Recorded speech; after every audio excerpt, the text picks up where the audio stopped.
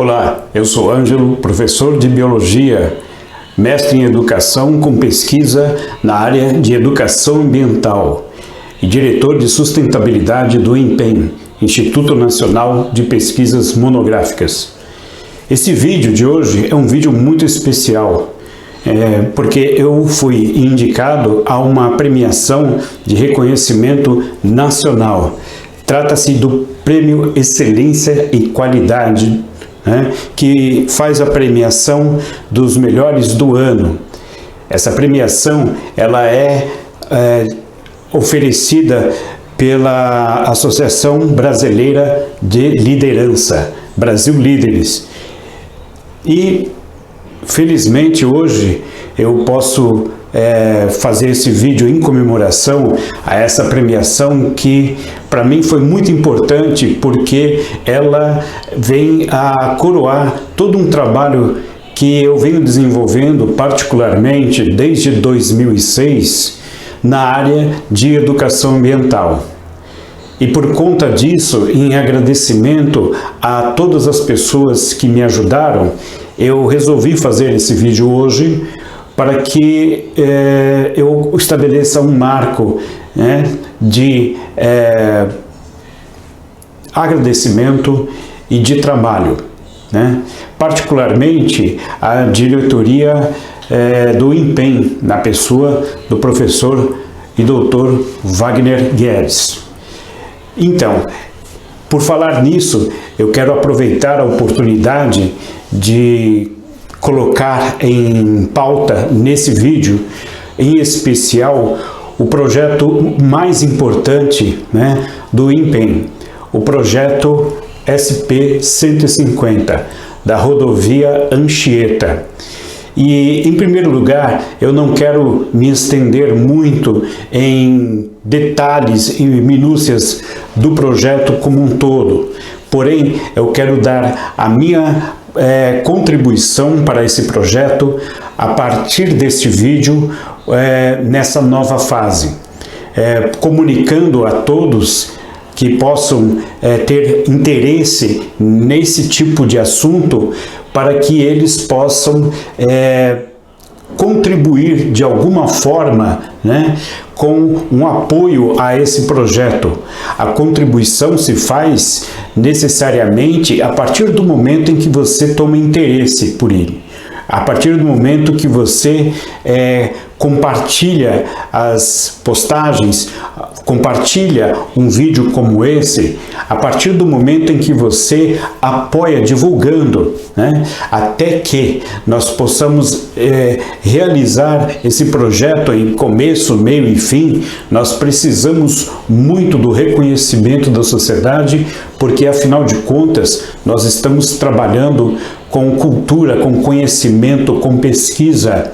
Esse é o caminho que o INPEM decidiu trilhar desde a sua origem.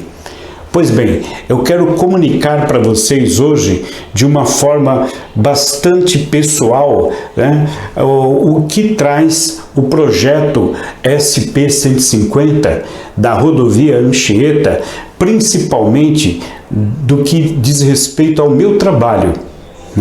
Ao meu trabalho na área ambiental. Então quero fazer uma exposição daquilo que é importante para nós dentro do meu conhecimento e da minha área de atuação, tá certo? Então, nós temos aqui, no caso da rodovia Anchieta, particularmente, uma rodovia que tem aí a sua construção na década de 40 e a necessidade de se fazer um trabalho para facilitar a movimentação de cargas e pessoas no momento em que as rodovias, né, os caminhos, como a antiga Estrada de Santos, né, e anterior a ela, até mesmo o caminho do Imperador, não davam vazão suficiente para aquela demanda que a cidade de São Paulo vivia naquele momento e que o Brasil vivia naquele momento. Era necessário uma obra um pouco mais vultuosa, no sentido de oferecer um tráfego mais fluente para o Porto de Santos. Nessa imagem, por exemplo, de 1946, vocês estão vendo a visita, né, de transportadores rodoviários, grandes interessados por esse empreendimento. Nessa visita, eles conseguem ver de uma forma em foco, né, toda a grandiosidade daquela obra naquele momento. Notem bem, nós estamos falando de 1946, o momento, né, em que a obra estava em andamento, e essa foto que vocês estão vendo aí é uma foto de agosto desse ano de 1946, tá? Bom, as obras da rodovia Anchieta, isso eu quero que você deixe essa imagem como uma imagem de referência.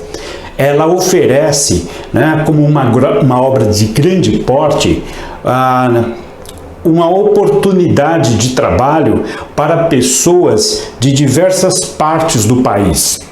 As obras rodoviárias são obras de grande porte e exigem uma quantidade muito grande de trabalhadores, né, de vários níveis, né, de capacidade, desde o pedreiro, desde do auxiliar, desde o maquinista, né, do caminhoneiro, o engenheiro, enfim. Todos eles estavam envolvidos naquela construção, como é de costume numa obra de grande porte. Porém, aquela obra, por ter uma grandiosidade, né, por conta da sua extensão, ela exige uma quantidade muito grande de trabalhadores. Aqui os trabalhadores estão agindo numa pavimentação em concreto, que é uma pavimentação que não se encontra em qualquer rodovia. O fato é que essa forma de trabalho, ela é muito comum nas décadas de 40, 50, 60. Por quê? Porque existe na mentalidade dos administradores públicos, né, de que o progresso se faz através de abertura de estradas. As estradas são necessidades, né, para se desenvolver o país. O desenvolvimento era representado pela abertura de fronteiras. Essas fronteiras precisavam ser abertas e o desafio, né, de se transpor os obstáculos naturais é uma constante naquele momento. Por quê? Porque nós estamos falando de uma época em que a natureza, né, ela é vista como um desafio a ser vencido. Desafiar a natureza e vencê-la é sinal de progresso e de prosperidade. Isso pode não ser o raciocínio ou o pensamento ideal para os dias de hoje, mas para aquela época era uma situação absolutamente normal e até aconselhável, tá? Ok, aqui vocês estão vendo uma foto da inauguração da Via Anchieta em 1947, tá? Uma pista da Via Anchieta inaugurada, tendo aqui no carro principal, né, o então governador Reinaldo de Barros, Adhemar de Barros, né? O governador Adhemar de Barros desfilou em carro aberto e desceu a serra como uma forma simbólica de inaugurar essa rodovia. Muito bem. Aqui nós temos uma parte, né, do trecho de Planalto da rodovia, como vocês podem ver aqui. Uma rodovia que foi ampliada depois. Ok, cabe a um olhar mais atento ao acabamento, à qualidade da rodovia nos dias de hoje. Nós estamos aqui no estado de São Paulo, que tem reconhecidamente a melhor cobertura rodoviária do Brasil. Ou seja, além de ter uma vasta malha de rodovias, as rodovias são de ótima qualidade.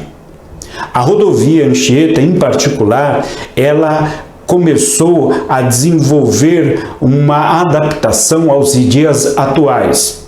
Mas eu acho importante a gente guardar essa imagem, né, com essas duas pistas, com os trechos com cobertura vegetal, né, e principalmente observar que de um lado como do outro você tem uma demonstração visual de todo um desenvolvimento, né, de empresas, tá? Um desenvolvimento econômico. E esse desenvolvimento econômico, ele é uma prática muito comum, né, por conta das estradas. Isso porque as estradas, elas favorecem o escoamento. Porém, muitas vezes a estrada ela é apenas o princípio de um processo de modificação do meio ambiente, onde as situações originais, né, são totalmente abandonadas por uma situação nova. Aqui, por exemplo, você tem um trecho absolutamente urbanizado. Então, tanto a parte boa das empresas, do espaço, né, bom para se implantar toda a logística, como também o lado ruim, né, das favelas, das moradias inadequadas que se instalaram ao longo da rodovia, que muitas delas começaram com as casas temporárias, os barracos temporários, que guardavam os materiais de construção da própria construção da estrada, que depois acabaram sendo habitadas por funcionários, trabalhadores que estavam construindo a estrada. Você tem que levar em conta que a rodovia não é feita num lugar onde se tem muita população, isso na década de 40. Então, o que acontecia? O trabalhador tem que ir até o canteiro de obras e depois voltar para casa. Visto que é um trabalho muito duro, muito exigente fisicamente, alguns trabalhadores optaram por dormir nas casas, nos casebres ou barracos que eram feitos justamente para guardar os materiais de obra. Daí por diante, o que acontece? Quando termina a obra, muitos trabalhadores que dormiam já lá acabam ficando. Por exemplo, se um trabalhador tem família em outro estado, esse trabalhador toma conta daquele barraco, fica naquele lugar. E aqui é uma possibilidade de você viver próximo de uma estrada. Enquanto que, se você voltar para a casa de onde você morava, na periferia de São Paulo, você provavelmente teria um lugar de difícil acesso. Aí então começa a habitação desordenada nas margens da rodovia. Repare que a rodovia ela traz progresso, mas ela também traz desigualdade, né? E ela é uma fonte de estudos interessantíssimo do ponto de vista, né, da condição humana, da condição ambiental, né, da condição econômica e assim por diante, tá bom?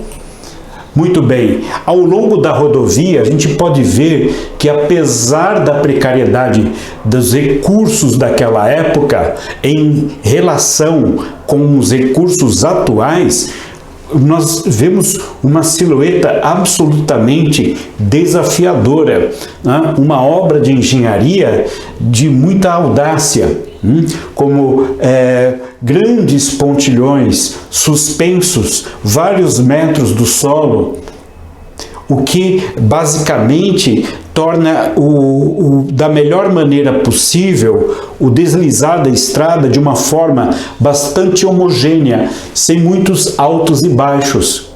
E queira ou não, você pode observar, e nós vamos guardar isso na memória, que os pontilhões, eles acabam favorecendo a preservação da vegetação natural. Por quê? Porque apenas as colunas estão em contato direto com a vegetação, não a estrada em si. Ou seja, não houve um afastamento da fauna, né, e da flora para poder abrir a estrada. Houve sim um afugentamento, mas pode ter sido temporário. É lógico que em algumas partes a rodovia basicamente ela rasga o solo. Então isso não tem como evitar, é natural que isso aconteça em qualquer rodovia. Então é isso que é importante para nós termos um ponto de partida da razão de existir, né, uma área de responsabilidade social e uma área, né, de educação ambiental, né, ligada à empresa concessionária ou a empresas que estão atuando no entorno, né, para poder fazer com que essa estrada sobreviva sem causar muitos transtornos, em que haja um equilíbrio entre aquilo que é bom e aquilo que é ruim. É isso que eu quero falar com vocês, particularmente hoje, mas de modo geral, não só da rodovia Anchieta, mas de todas as rodovias que são construídas, pelo menos aqui no Brasil, que tem uma legislação própria para isso. É isso que a gente vai ver. Então, vamos considerar a rodovia como uma fonte de alguns aspectos ambientais interessantes que eu quero tratar a partir de agora, tá? Repare, as rodovias, elas causam impactos ambientais, isso é verdade. Porém, por que nós devemos cuidar ou pensar nisso agora, diante de tantos problemas ambientais que o mundo vive e principalmente o Brasil vive? Na verdade, é importante que a humanidade tenha consciência de todos os problemas ambientais. Não importa se é um problema que está causando um fato gritante, né, um problema avassalador, como uma grande queimada nos dias de hoje, como um problema que se estende a várias décadas. Por exemplo, uma construção de grande porte. Nós não podemos abrir mão de discutir todos os impactos ambientais causados por todos os tipos de fatores. Bom, na verdade, a gente tem que considerar que todos os problemas ambientais que nós temos hoje, que são os mais importantes, são causados pela nossa própria atividade no planeta. A estrada, a rodovia, é apenas uma das formas de se causar impactos ambientais. Então, qual é a importância, né, a relevância desse tema? Bom, aqui no Brasil nós temos aí 1.700.000 quilômetros de estradas de rodagem. Então, o período que teve um grande crescimento, né, esse tipo de construção, como eu já falei anteriormente, foi nas décadas de 40 até as décadas de 50, mas veja, na década de 50 e 60, se nós pegarmos esse período, houve uma grande influência da indústria automobilística né, na decisão de vias de transporte. Foi aí que a indústria automobilística ela influenciou a opção pela via de estrada no Brasil em relação a outras formas de transporte, como por exemplo o hidroviário e o ferroviário. Só para vocês terem uma ideia, olha só, no Canadá, que é um país que tem um frio muito intenso, ele tem uma porcentagem de hidrovias de 36%, né? 36% do deslocamento de pessoas e de cargas é feito por hidrovias. Isso num país em que boa parte, se não a maior parte das rodovias ficam prejudicadas, né? As hidrovias, elas congelam durante o inverno, né? Que é muito rigoroso. Enquanto que aqui no Brasil, que é um país tropical, detentor de a maior bacia hidrográfica, pelo menos daqui da América, nós temos aí 17%. 36% no Canadá, 17% no Brasil. Isso é um dado interessante, né? A Argentina, por exemplo, é de 24%, tá? Aliás, é 23% na Argentina. Na Argentina, se a gente comparar com o Brasil, vamos pegar as estradas de rodagem. As estradas de rodagem, por exemplo, em termos de porcentagem, eu tenho aqui essa informação. No Canadá, é de 13% apenas, né? Nos Estados Unidos é de 25%, na Alemanha é de 18%. Bom, a Alemanha é um país pequeno. Vamos pegar o Canadá, que é um país grande, que é 13% de estradas de rodagem, 13%. Estados Unidos, que é um país também continental, 25%. Argentina, 44%. O Brasil, 62%. Nota como isso é uma grande inversão, né? Uma grande inversão. Então, um país que tem uma preferência por estradas de rodagem, né? Isso não quer dizer que as estradas sejam necessariamente boas estradas. Na verdade, por preferir tanto assim as estradas de rodagem, o ideal é que fossem as melhores estradas de rodagem do mundo. Essa foto que eu trago para vocês é de um atoleiro numa estrada no norte do Paraná, isso na década de 50. Tudo bem, podemos dar aí uma atenuante. Por quê? Porque na verdade era o início de uma grande movimentação para que a estrada fosse a principal via dentro do nosso país, certo? Então, por isso é importante se fazer projetos e trabalhos e pesquisas, né, e acompanhamento de estradas, uma vez que ela é a nossa principal via, tá bom? E também é importante a gente ressaltar que nesse atual momento, né, que nós vivemos, isso desde a década de 80, há uma legislação ambiental que regulamenta a construção de estradas. A nossa legislação ambiental é uma legislação ambiental boa, né, em vários sentidos. E a estrada de rodagem não ficou longe desse cuidado, né, e desse estudo, tá? Existe uma resolução do CONAMA, tá? É o Conselho Nacional do Meio Ambiente, né? A resolução número 1 de 1986.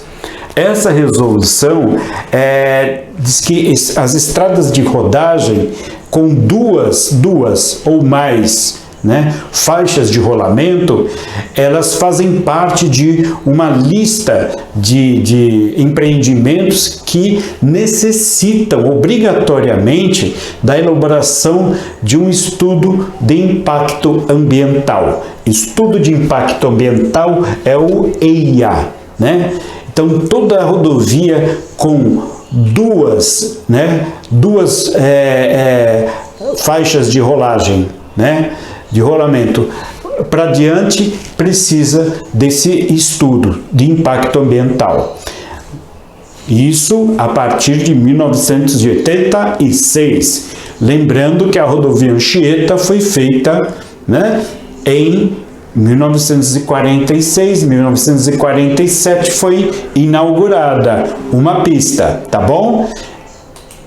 Olha só, agora precisa de um relatório de impacto ambiental, mas para que você possa entender o que é o impacto ambiental, o impacto ambiental hoje, no imaginário das pessoas, é sempre assim uma catástrofe de grande dimensão, como por exemplo uma queimada, né? Porém, isso pode ser uma grande quantidade de prejuízos de energia, pode ser liberada aos poucos também.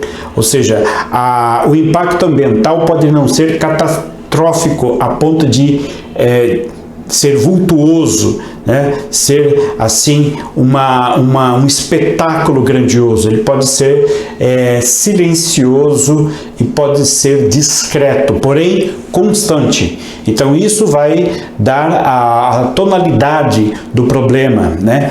Todo problema ambiental merece ser estudado, mas o impacto ambiental, segundo a resolução, né, do CONAMA, qualquer alteração de propriedades físicas, químicas e biológicas, tá? No meio ambiente, causada por qualquer forma de matéria, qualquer forma de energia resultante das atividades humanas, tá? Então ele cuida das atividades humanas, pode ser direta ou indiretamente, né? Então da forma indireta pode demorar muito tempo para apresentar um efeito. Na forma direta já é como mostra essa imagem que eu já coloquei aqui para ter esse contraponto. Mas enfim, o que eles afetam, né? Então, qualquer alteração das propriedades físicas e químicas e biológicas do meio ambiente causadas por qualquer forma de matéria ou energia resultante das atividades humanas que, direta ou indiretamente, afetam a saúde e a segurança e o bem-estar da população. Isso é um ponto importante, tá?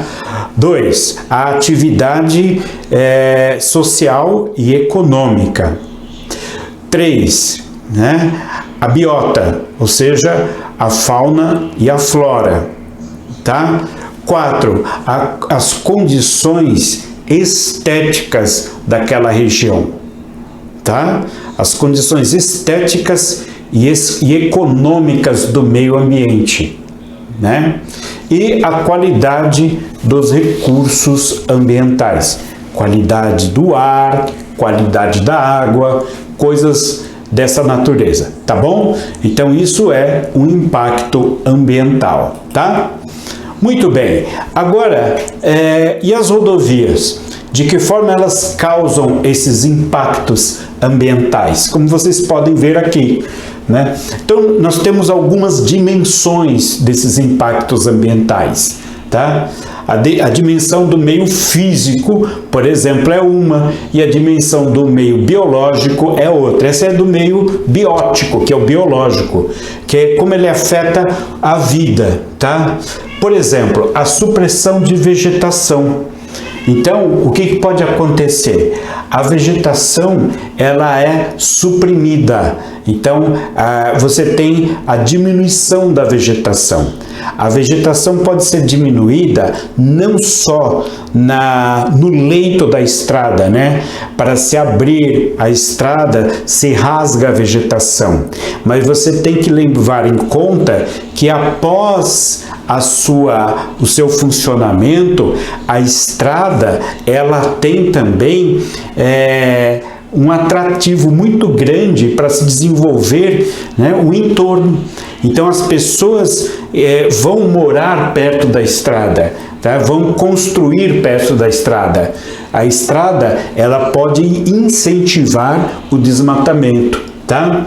A supressão de ambientes e territórios. Então, por exemplo, territórios. Imagine você que o território de um tipo de espécie, né, que habita naquele lugar há muito tempo. Aquela espécie, ela tem uma preferência, né, de território. Ela conquistou aquele território. Tá? E aquela espécie sendo infortunada, ela sendo agredida, expulsa daquele lugar pela obra, então você está causando uma supressão de ambientes e territórios. Você está ocupando um território que não era seu.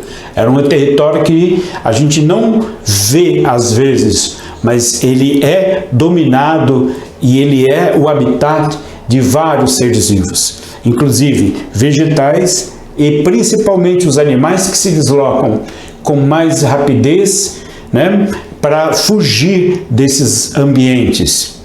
Também a gente tem que levar em conta as barreiras de deslocamento dos animais e o próprio afugentamento. Então, a estrada, ela corta um território.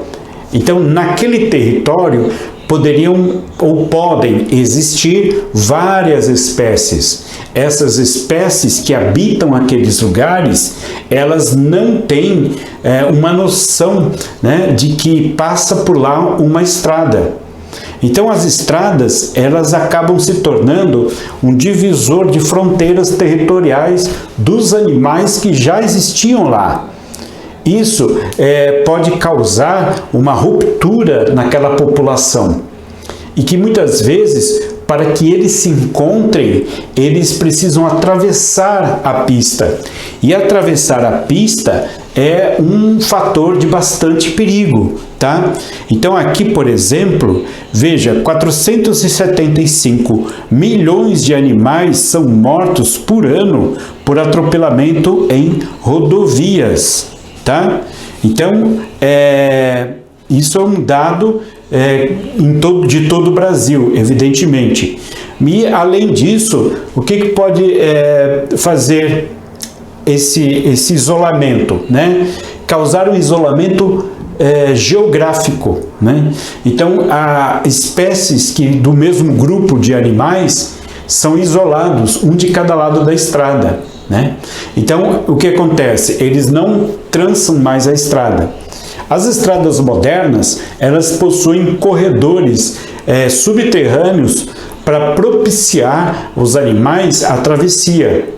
Ou, na parte de cima, as árvores, elas são árvores de grande porte que propiciam um corredor na parte de cima. Então, facilitando, né, o trânsito dos animais. Isso é muito importante para manter, né, o equilíbrio ambiental e a harmonia daquele lugar em relação àquela obra. Agora, a proliferação de vetores e o acúmulo de resíduos. Obviamente, a partir do momento que aquele lugar passa a ser, de certa forma, invadido por pessoas com suas casas, suas moradias muitas vezes inadequadas, sem infraestrutura, um saneamento básico, há um acúmulo de lixo orgânico e há um acúmulo até mesmo de lixo inorgânico. Esse lixo inorgânico, ele é responsável pela formação de esconderijos naturais para animais peçonhentos como escorpiões, por exemplo, tá? Baratas, ratos, né? Estes, assim como as baratas, transmitindo doenças e causando um ambiente altamente contagioso para aquela população. Então, isso é um problema muito sério que é causado no meio biótico, no meio vivo. Um outro tipo de problema que acontece é no meio físico. Então, aqui no meio físico, você tem, por exemplo, alterações nas superfícies, geomorfológica. Então, o que acontece? Obras, elas modificam a superfície topográfica daquela região, tá? Além disso, a movimentação do solo que é feita com revirando a terra, a perda de cobertura vegetal por causa disso, a impermeabilização que é causado pelo manejo do solo, então, e também pela ação de coberturas, ou seja, o asfalto, o concreto. Então existe, por isso que eu falei para você ficar atento àquele trecho de Planalto da rodovia Anchieta. Por quê? Porque lá você vê pista e grama, Então existem esses intervalos com grama, eles não são feitos aleatoriamente, porque sobrou espaço. Não, existe uma razão, uma função para aquele trecho, para tornar o solo mais permeável, não proporcionar um alagamento, tá? Então, existe toda essa alteração que existe na parte física, alterações nos parâmetros físicos e químicos do solo. Então, a remoção da vegetação, ela causa uma exposição do solo, à atmosfera, ao sol e a vários intempéries que a vegetação protegia esse solo, tá? Então, esses parâmetros físicos e químicos são alterados de tal forma que podem causar uma extinção do solo pré-existente e a formação de um novo solo, tá bom? Então isso é uma coisa muito importante para você cuidar para que não haja essa alteração química que também pode provocar a diminuição da permeabilidade do solo, tá? A porosidade do solo e outros parâmetros do solo que são alterados pela obra, principalmente no período de construção, tá? Contaminação dos solos. Isso aí acontece muito, são causadas por combustíveis, lubrificantes, tá? Das máquinas e dos veículos que trabalham na obra. Por quê? Você sabe, um trator, ele não pode sair de uma obra, de uma estrada de rodagem e ir para um posto abastecer. Não, na verdade existe um veículo que transporta o combustível para a obra. Então aquele maquinário, ele é abastecido dentro da obra e aí ele começa a causar algum tipo de poluição. É óbvio que existe um cuidado para que isso não aconteça, mas existe um risco muito maior. Trocas de óleo, abastecimento, tudo isso é feito no campo de obras, tá bom? E também aqui alteração na qualidade das águas, então pelo próprio fator, esse fator causa ou seja, a penetração de combustíveis, óleo queimado e tudo mais no solo contamina as nascentes através dos lençóis d'água. Então, e a partir do momento em que você terminou a estrada, quer dizer, a estrada já está em funcionamento, já foi entregue, também pode ter a contaminação, obviamente. O que você tem transitando pela estrada para lá e para cá? Veículos. Então, são veículos a diesel, a gasolina, álcool e também existem as pessoas que acabam indo morando lá e causando essas modificações físicas. E agora a gente tem um outro tipo, o terceiro tipo, que é o meio antrópico. Então, o que acontece com as pessoas que estão vivendo ou trabalhando na rodovia. Tem os acidentes por conta da grande movimentação de veículos naquela região, tá? As alterações no fluxo de veículos, que, por exemplo, a rodovia, ela não é um traço que liga um ponto a outro apenas, não. Para ela chegar ao ponto final, ela atravessa por vários lugares importantes, várias cidades, municípios, e eles vão se interligar essa rodovia. Então a rodovia é cheia de ramificações. Então essas ramificações, elas podem causar problemas, inclusive no bem-estar de vida daquelas pessoas, na qualidade de vida daquelas pessoas. Muitas vezes você vê, por exemplo, quando se monta um parque de pedágio numa determinada área da rodovia, se o motorista puder entrar num desvio numa cidade anterior e sair só depois do pedágio, ele faz. Ou seja, a estrada ela trouxe para aquele lugar um movimento extra de veículos. Se acontece um acidente na estrada, desvia-se por dentro. Enfim, é isso que causa um fluxo excessivo de veículos naquele lugar. Alterações nas áreas produtivas, né? Por quê? Porque as áreas produtivas vão ficando cada vez mais distantes. Porque é natural, como eu mostrei naquela foto lá da Via Anchieta, que em torno da rodovia, com o passar do tempo e cada vez mais, as áreas vão sendo ocupadas por atividades econômicas, né, de bens e serviços, posto de gasolina, fábricas e tudo mais, além das residências, tá? Então, acontece muito dessa alteração, né, nas áreas produtivas. As áreas produtivas deixam de ser, por exemplo, uma área agrícola e passa a ser uma área de produção de bens de consumo. Além dos impactos em sítios arqueológicos. Isso é muito importante. Os sítios arqueológicos, muitas vezes, por exemplo, nas rodovias antigas, são desprezados, né, por conta da abertura da rodovia. É um lugar que praticamente estava intocado e acabou sendo bastante influenciado pela movimentação excessiva, que pode destruir fragmentos importantes de civilizações que ali existiam e que sequer foram registradas para fazer parte do conhecimento da nossa história, tá? Então isso tudo é um problema muito sério e a gente tem também os impactos positivos, evidentemente. A gente pode citar, por exemplo, o próprio comércio, a indústria, trazem qualidade de vida para as pessoas do ponto de vista de geração de empregos. A estrada, ela traz geração de empregos, desde aquela pessoa que vive na beira da estrada vendendo seu produto que ele mesmo produz, que ele mesmo coleta, até mesmo a estrada trazendo progresso para toda uma cidade, pela proximidade que ela está. Tá bom?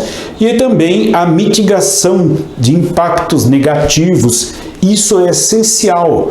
Por exemplo, medir e buscar soluções para a diminuição da poluição, né? Para o monitoramento da poluição, o monitoramento dos ruídos. Você vê aí nas margens das estradas sendo feitas pela concessionária que toma conta daquela estrada. Isso é uma medida de mitigação. Então, a partir dos dados coletados naquele momento ou por um período, né, se toma atitude, se criam projetos para poder resolver aquela situação, amenizar o impacto ambiental e melhorar a vida das pessoas. De modo nenhum, a gente tem que considerar a rodovia como uma coisa ruim, porém necessária, né, pelo parâmetro de desenvolvimento que o Brasil assumiu, mas também ela pode ser bem melhor do que já foi no passado. Tá bom? Então essa é a mensagem que eu queria deixar para vocês nesse vídeo. Espero que tenha sido útil para todos vocês. Se for útil também, compartilhe o vídeo e apoie o nosso projeto. Um abraço para todos. Até o próximo vídeo. Tchau.